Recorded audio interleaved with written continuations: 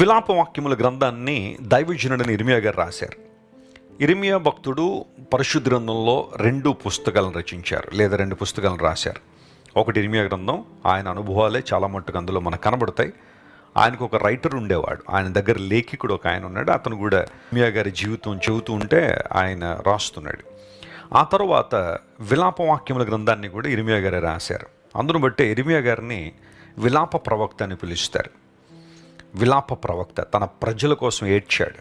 వారి దేవుని వైపు తిరగాలని, సత్యమందు స్థిరపరచబడాలని, అబద్ధ బోధల నుంచి విడుదల పొందాలని, అబద్ధ ప్రవక్తల ఉచ్చుల్లో నుంచి, వారి మాయల్లోంచి విడుదల పొందాలని ఇర్మియా గుండెలు బాదుకుని ఏడ్చాడు.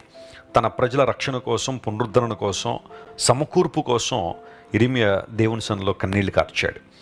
ఈ విలాపవాక్యముల గ్రంథంలో చివరి అధ్యాయం ప్రారంభం ఎలా ఉంటుందంటే, ప్రభువా మాకు కలిగిన శ్రమను నువ్వు జ్ఞాపకం చేసుకో, మేము నిందపాలయ్యా.